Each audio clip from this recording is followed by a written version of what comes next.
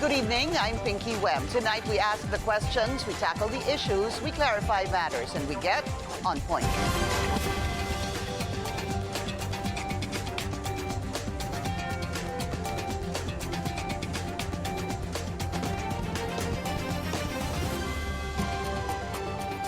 Heavy rains caused massive flooding in parts of Quezon City last Saturday. This despite scores of flood control projects in the city.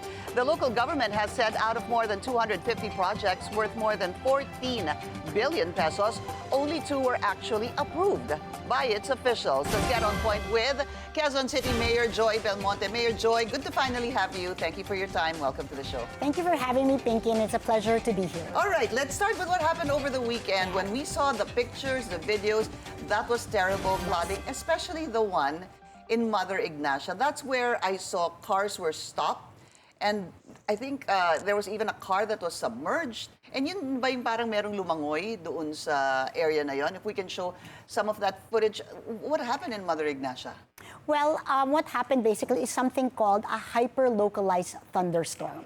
So that's a very technical term, meaning very, very strong, unexpected, torrential, extreme rains, but falling on only a very small portion. No? I see. And it didn't even cover the entire Quezon City, just probably half of our city, the 1st district, the 3rd and the 4th districts. No? But according to the OST, the UP Resilience Institute, and all the different institutions, this is something that doesn't happen very often. In fact, only once in 15 years. The last time this happened was Ondoy. So, and that's about roughly 15 years or so. No? So, this is something that even if you had good drainage, it would not really also have solved the problem because I heard about 105 millimeters per hour of rain fell over 1 hour. That's 2 to 3 o'clock. When in fact the peak of Ondoy was about 90 millimeters per hour, and our drainage system can only really carry up to 50 millimeters per hour of rain. So it inundated our drainage system. So it was worse than Ondoy? It is worse than Ondoy. I see. Yeah. Kaya lang, but it was just for an hour. Yeah. Kaya what happened eventually?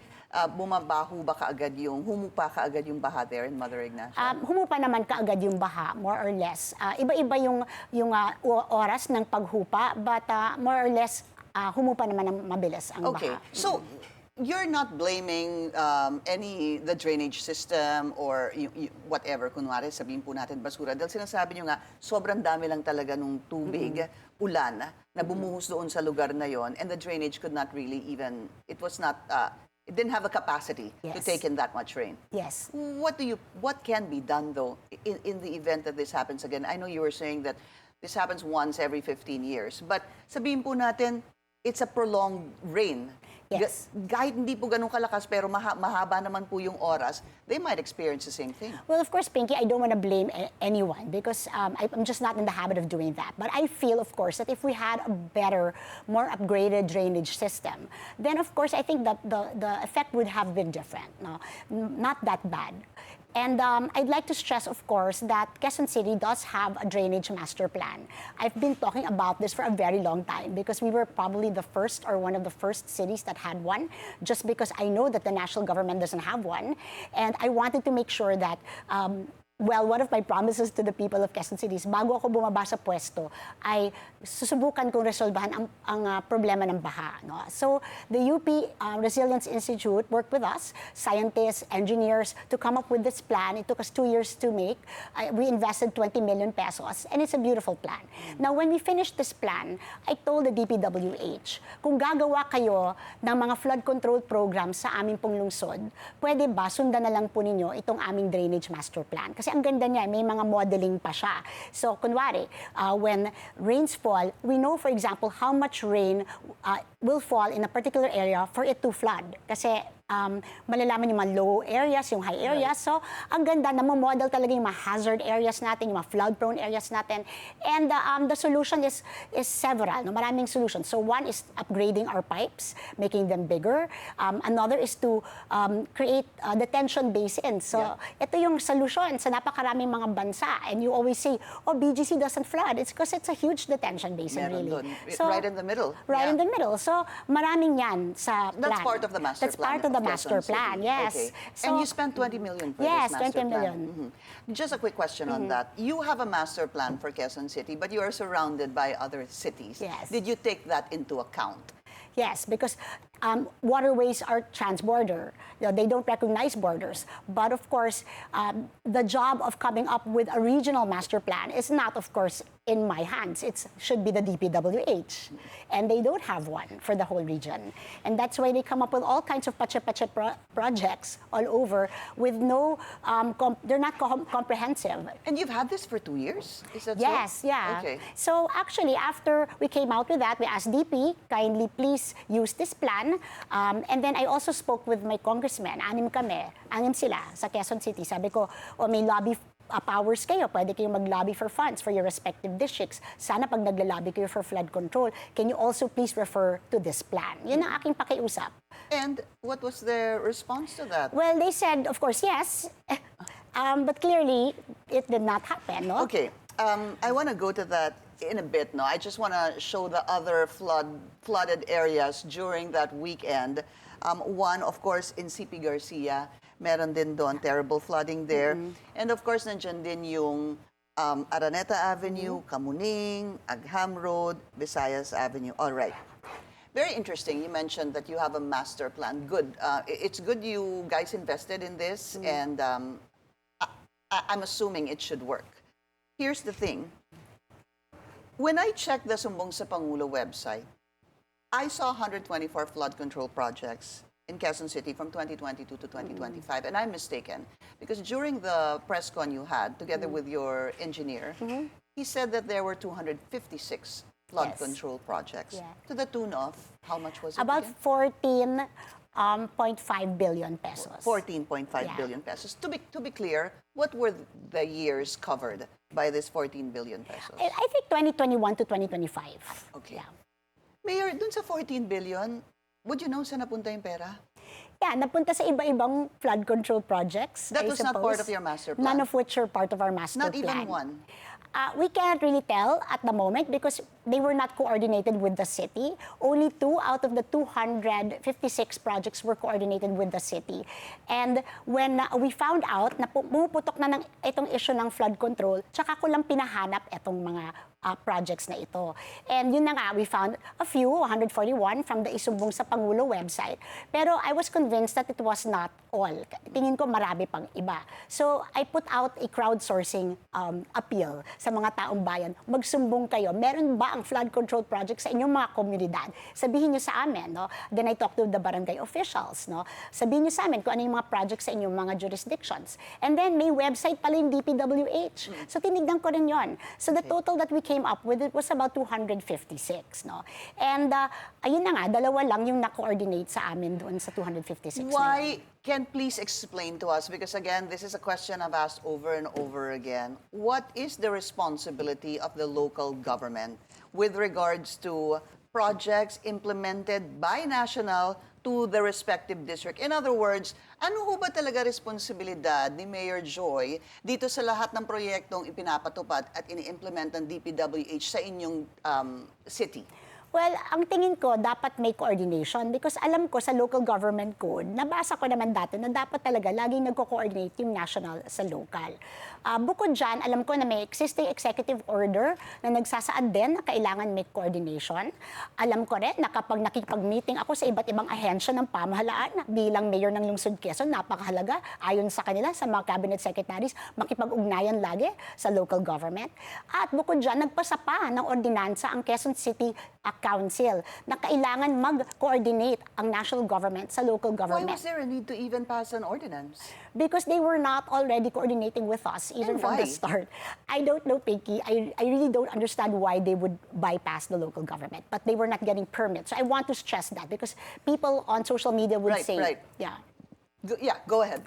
People in social media would say, oh, imposibleng hindi mo yan alam, Mayora. Kasi di ba kumukuha sila ng permit sa city government? I want to stress, never sila kumukuha ng permit sa city government. Basta na lang may tatayo na vertical, no? At yun ang dahilan kung bakit kami nagpasa ng ordinansa. It was because of the vertical. Please explain vertical. Vertical are covered courts, barangay hall, multipurpose hall. Kasi ginagawa nila, magpapagawa sila ng project para sa barangay, tapos iiwanan na lang nila yung project, walang kuryente at walang tubig. Tapos ilalapit sa akin ng mga barangay officials, Mayor, tulungan mo kami mag-apply ng tubig at sa Meralco, no, at kuryente sa Meralco at sa Manila Water o sa Maynilad. And the reason bakit wala is because wala silang building permit, no? And that is a prerequisite for applying for utilities, no? So, sabi namin, okay, pasa tayo ng ordinansa, dapat may certificate of coordination, ipresenta nila sa amin yung project. We have a platform for that. We have a bi-weekly or twice a month infracom, no? So, it's called the Infrastructure Committee. Member po dyan ng DPWH. Nauna pa pala kayo kesa sa infrastructure hearing dito sa House of Representatives. And present sila dapat at doon nila pinipresenta sa amin ang iba't ibang projects ng national government sa city natin. You know, when you said the permits, I think it's good to highlight that because madami talaga nagsasabi, hindi pwedeng hindi nyo alam. Kasi kumukuha sila ng permit sa inyo. Hence, now you're telling us you had to pass an ordinance so that they will get permission or /permit from the local government. In other words, kailangan nila ngayon, because of your ordinance, tama ho ba, kumuha ng building permit? Ganun ho ba? Wala nga, certificate of coordination na nga lang yun eh. So, bali, pag nag-present sila sa amin, sa Infracom, kinilatis namin yung project, pinag-usapan, akma ba to, kailangan ba natin ito? Kasi yan ang purpose of coordination. We want to make sure that you're not building a project that we have funded for already to avoid duplication. We want to make sure that you're funding a project that is really needed by the people. For example, we found so many flood control projects, pag tinignan mo sa hazard map, wala man lang sa flood-prone area. Okay, isa yan sa mga nakita namin, mga problema, di ba, sa mga projects nila. So there's a need to coordinate so we can work together to optimize the funds of the people. Siguro, this just came to mind, no? Pag meron pong gustong mag-build o mag-open ng business sa kahit anong lungsod, kumukuha ho sila hindi ba ng building permit, etc. And yet, when there is a government project that needs to rise, vertical nga po, sa Quezon City, for example, they don't even need to do that. They need to do that, but they were not doing it. They need to do it. Okay, but is it clear now that they need to do it? Because sabi nyo nga, kailangan ng certificate of coordination. In our ordinance, we already mandated that, right? And then the local government what about other cities? I guess that's my question. Yes. Is an ordinance necessary? Or is it in the local government code? Because I remember Mayor Isko was also saying nung nagagalit siya dun sa mga ilang nakita niya na wala daw permit, bakit daw walang say-so sa local government? Nasaan ang permit ng mga ito? So kahit po kami nalilito eh. So actually, dapat talaga kumuha sila at tumupad sila, mag-comply sila sa mga requirements ng lungsod kasi they're building in the jurisdiction of our city. They should respect our laws and our policies. But hindi sa Quezon City, hindi talaga sila kumukuha. And I know when I'm looking at the news that other cities as well have complained. I think Mayor Raisa Trianas in Iloilo also mentioned na hindi rin niya alam na may mga flood control projects sa Iloilo. And there were several other mayors that I've spoken to that said to me that they have never granted any permits. No permits were ever applied sa nila. So, hindi rin niya alam kung meron mga projects o wala sa kanilang mga lungsod. It's just very concerning because when you said that they will build with no coordination from the local, what if the local already funded a particular vertical project na popondohan din ng national? I'm very bothered by that and confused by that inefficiency and And it has happened. It has happened that, after we passed this measure, at least yung vertical nga, more or less kino-coordinate na. At marami kami nakita na projects dahil yung barangay captain, di ba, naglalobby for funds sa kanilang congressman, pinondohan ni congressman, pero naglobby din pala sa mayor. So, minsan may mga ganun kapitan eh. So, na-budget na namin, na-budget na pala ni congressman. O now, when they present, it's the same project pala. So, we duplicated the same project. And that's why we have to coordinate. How can this be fixed? How can it be fixed? Because the president already said that the local government should be part and parcel of any planning, building of national projects. Dapat daw kinoconsult at the least ang local government. Would that be enough? Would that suffice? Well, I would prefer if there was some kind of a House bill or a national law that was passed by Congress. So it's clear. So it's clear? Yes, so it's clear. And the obligations of both parties is clear. Even if it's in the local government code? Yeah, well, because I think in the local government code, it's just a couple of provisions, but it's not really spelled out as to the process that has to be undertaken, and when do you actually start, coordinating. Because sometimes the DPWH, yes, they coordinate, pero the project is already halfway done before they actually start coordinating. Yeah. It just doesn't sound right, Yeah. because the coordination should begin prior to even breaking ground. Yes. Actually, sa planning pa lang, because there's a possibility that there could be a duplication of projects. All right, maybe that's something that Congress should also do in aid of legislation, especially now that they're looking into these flood control projects. All right, we're just going to take a very short break. We're going to talk about there are projects that were supposed to be built in non-buildable areas in Quezon City. We're going to talk about that after the break with Quezon City Mayor Joy Belmonte. This is On Point. Stay tuned.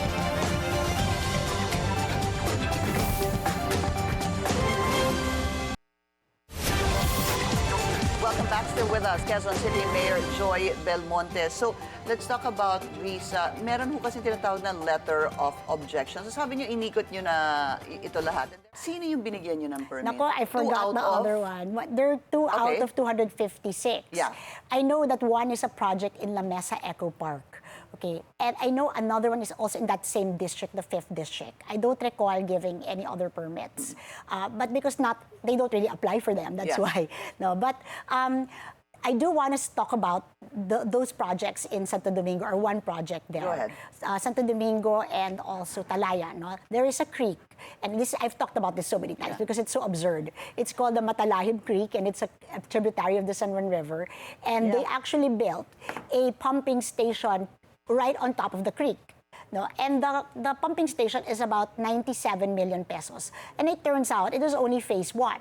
So they never applied for a certificate of coordination. We saw that, okay? So in fairness to our engineers, they actually saw it because it's just so absurd and blatant. It's right on the creek. And we asked them to present to us. And they did. They said it's a pumping station. We said we don't think that should be on top of the creek. There is a water code that prohibits building on top of creeks. That's an obstruction to the flow of water. And, it's a non-buildable space. So no. So letter of objection. So no, we didn't allow it. They continued to build. Letter na naman, no. Cease and desist na. Continued pa rin to build hanggang natapos na yung piece of infrastructure na nandun. So I met with them and I said, tapos na ba yung pumping station? Hindi pa. Kasi may phase 2 pa, which is this year, 2026, ipopondohan daw nila ng 250 million, which is to buy the the pump. But the pump is to be imported pa from another country. Yan ang sinabi nila sa akin. So sabi ko, so it's a 350 million peso project. Right. And it won't be done until next year, end of next year. Sabi nila, yeah. So sabi ko, okay, you know what? Hindi ko to papayagan talaga because una sa lahat, nasa creek nga yung unang building. So I actually said, pwede ba terminate nyo na yung project na yan? Tapos let's just call it a sunk cost, yung 96 million ninyo. Tapos i-demolish natin para dumalo yung tubig. Because after they built that, na-obserbahan namin, we have all kinds of sensors all over the city. Flood waters have risen in many adjacent barangays that were not flooded before. Because of that? Because of that. So we have very concrete evidence that this structure has actually caused an exacerbated flooding in the area and should be removed from the area. Okay. When you said that meron na kayong letter of objection, sinabi niyo you cannot build there, nag-cease and desist, where should you go para po hindi matuloy yung ganito? I mean, kailangan ho ba ang mayor pumunta kay DPWH Secretary at sabihin, Secretary, this is not going to work. You have to tell your team to... What do you do in a situation like that? Or papel na lang palagi para meron ka ding paper trail? Well, tama ka, Pinky. Ginawa ko, I wrote DPWH Secretary Manny Bonoan, and I requested for an appointment. And my gosh, ilang beses ako nag-reach out at nag-request na pwede ba niya akong kausapin. I wanted to bring this up with him. But for some reason, he was always too busy to see me. So hindi ko actually nasabi sa kanya. Mayor Joy, this 97 million, what happened to it? And that's it nga, that structure on top of the creek, yeah.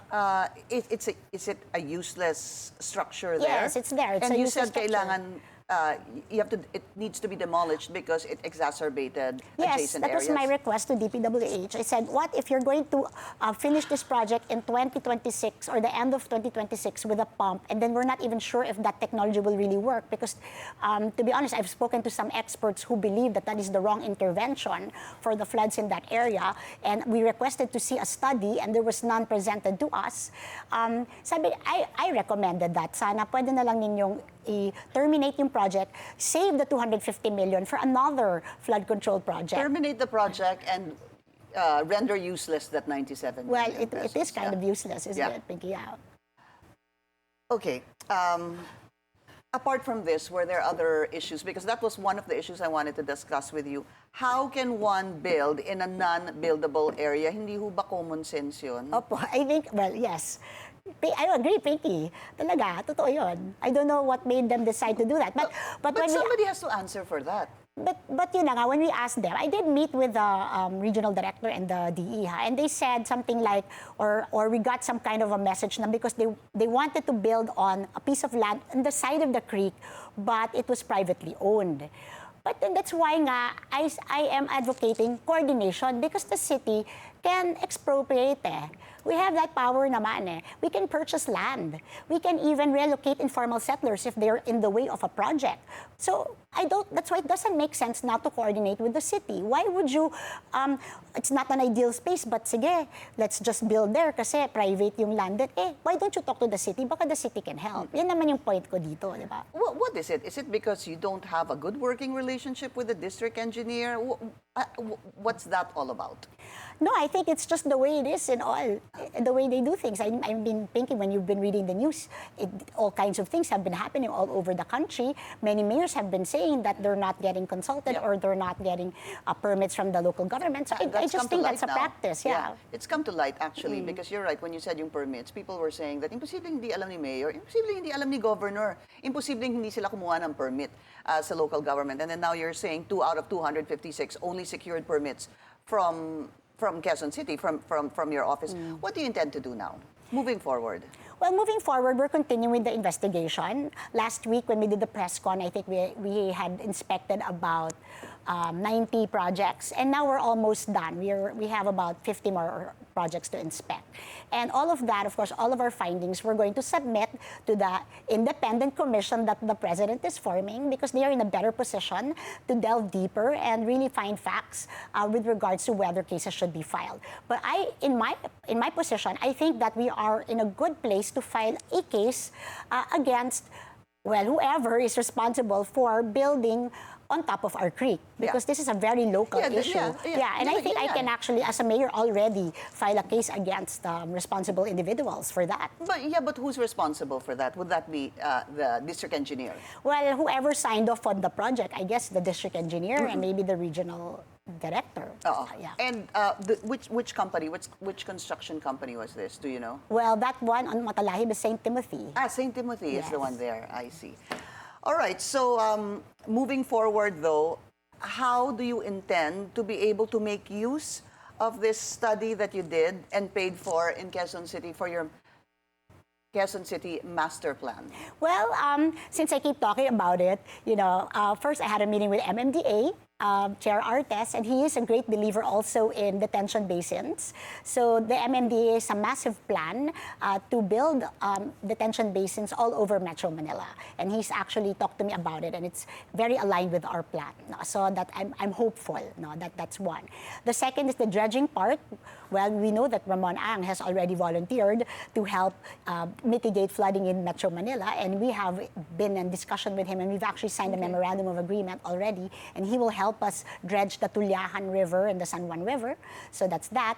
And then I've had a talk with Secretary Mina Pangandaman, mentioned the plan to her, and she was the master plan. Yeah, the master plan. I gave her a copy of the plan. She was so astounded. She thought it was a small volume. It was huge, and so she actually mentioned it in a hearing in Congress that all cities should have a master plan like Quezon City, you know, so that it's easier for us to identify projects to fund. Yeah. So it's gaining ground, this idea of having a plan, and now of course I've talked again to the congressmen, and they now have assured me that they will lobby for funds for the plan. Yeah, so that's what I actually, as the last question, wanted to ask you. Didn't your congressmen know about your master plan? Yes, they did. I called them to a meeting. Prior to you calling them to a meeting? Prior to this, like in the years prior to this? Because you said you had the master plan 2 years ago. Oh yeah, no, as soon as that finished, I already spoke to that set of congressmen that were sitting, and most of them are still there. Okay. So I did mention this to them around about that time. And out of the 6, how many are, allies?